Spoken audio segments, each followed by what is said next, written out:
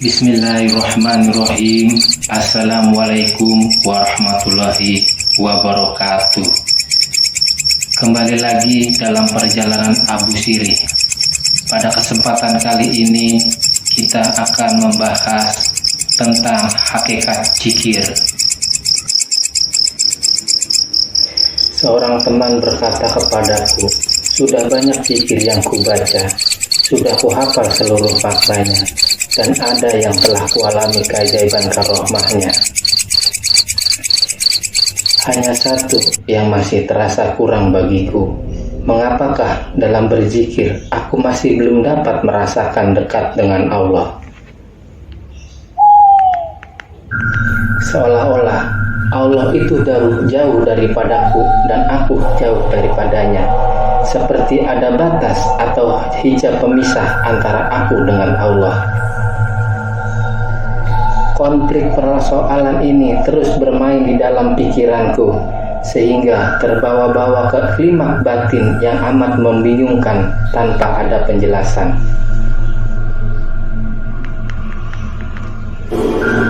Hingga akhirnya aku merasa jemu untuk meneruskan zikirku. Apakah ada yang salah pada zikirku? Padahal zikir-zikirku itu kuperolehi secara talqin dan ijazah langsung daripada seorang mursyid. Saudaraku, pertanyaan daripadanya itu tidak kujawab secara spontan. Agak lama aku terdiam dalam tafakur. Setelah aku yakin mungkin dapat membantu pertanyaannya itu, dengan tenang aku coba berkata. Pertama, masalah yang utama sekali ialah dalam zikir itu kau tidak mengenalnya sebagaimana mengenalnya dengan sebenar-benarnya kenal. Kau sekedar mengenalnya dalam ilmu-ilmu kalam yang kau pelajari, tetapi tidak dengan rahasia miskat dalam kalbumu yang terdalam. Apabila kau tidak mengenalnya dengan kalbu, maka asas niatmu untuk berzikir itu tidak kau bangunkan dari sudut yang benar dan sempurna. Oleh itu, kau harus perbaiki niatmu dahulu, kemudian kau bina niatmu itu semata-mata hanya untuk Allah Subhanahu wa Ta'ala.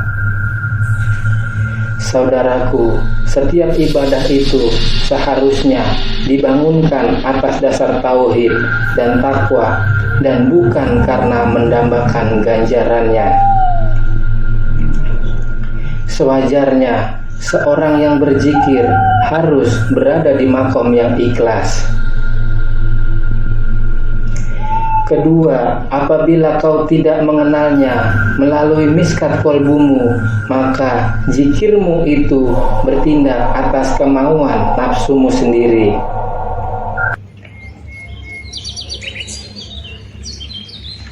Kehilafanmu karena bergantung dengan amalmu dan tidak dengan rahmat dan kasih sayang Allah Subhanahu wa Ta'ala. Lantaran itu kau menganggap zikirmu itu adalah daripada usahamu dirimu sendiri dan bukan daripadanya.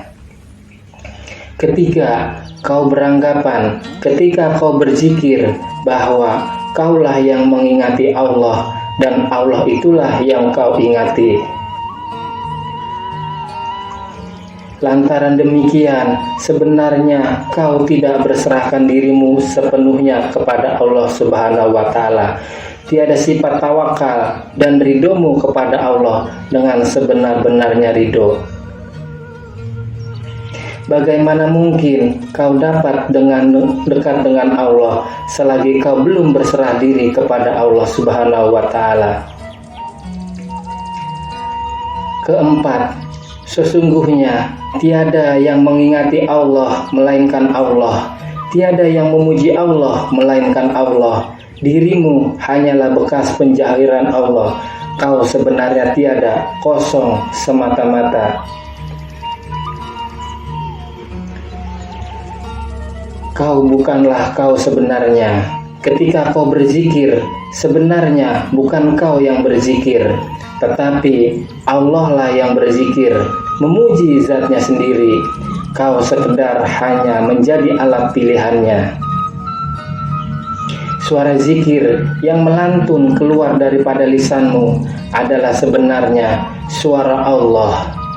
Kau sekedar berzikir di lidah dan kolbumu, sedangkan penzikir yang hakiki adalah takluk kepada sifat kalamnya Allah.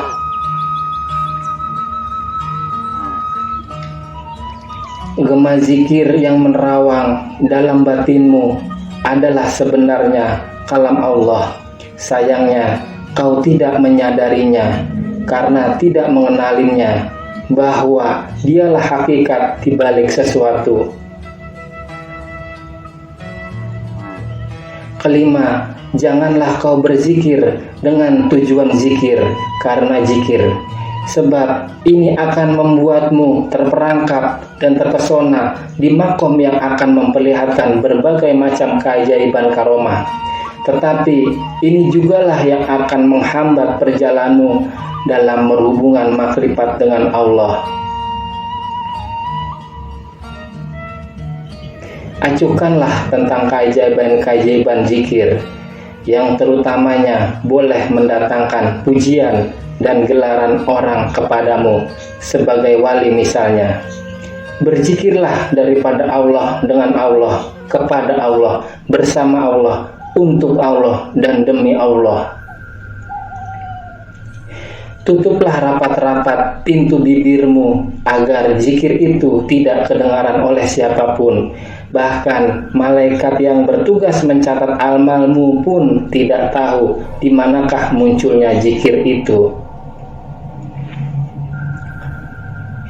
Biarkan Allah saja yang tahu zikir itu berada di dalam sirmu, yakni di kamar yang Jibril sendiri pun dilarang memasukinya, agar kau terlepas daripada rasa ujub dan riya serta tidak dipuji orang.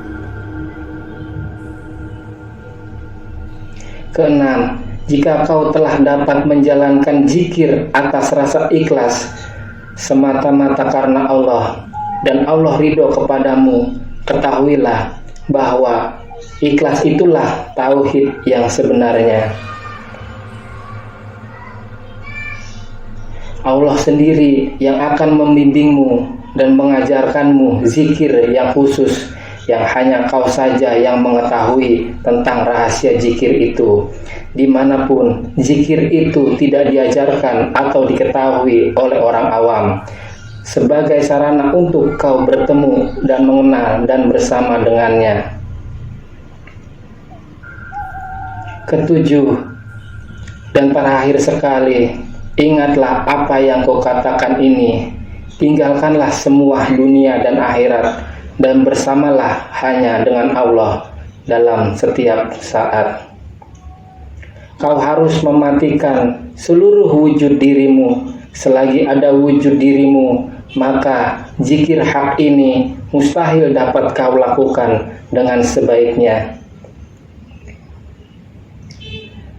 Zikir hak itu ialah ingat kepada Allah, dengan Allah, bersama Allah, di dalam kolbumu yang terdalam, serta dalam suasana yang paling diam dan hening tanpa perlu mengeluarkan sebarang ucapan. Hanya merasakan kehadiran Allah itu ada bersama-sama dimanapun kita berada.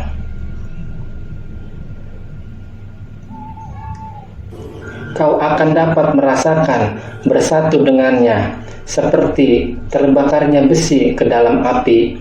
Besi itu menjadi api, api itu ialah besi yang membakar. Tidak kau lihat sesuatu sebelumnya, melainkan Allah bersertanya. Tidak kau lihat sesudahnya, melainkan Allah. Tidak kau lihat sesuatu di dalamnya, melainkan Allah. Akhirnya, tiada lagi yang wujud melainkan Allah. Di dalam makom insan al-kamil, sampai cukup waktunya besi telah keluar dari api sebagai besi yang indah dan sempurna, tidak lagi sebagai besi yang rusak dan berkarat serta berkebaikan buat kehidupan dunia dan akhirat. Sekian, semoga bermanfaat. Mohon maaf ada salah dan kekurangan. Wassalamualaikum warahmatullahi wabarakatuh.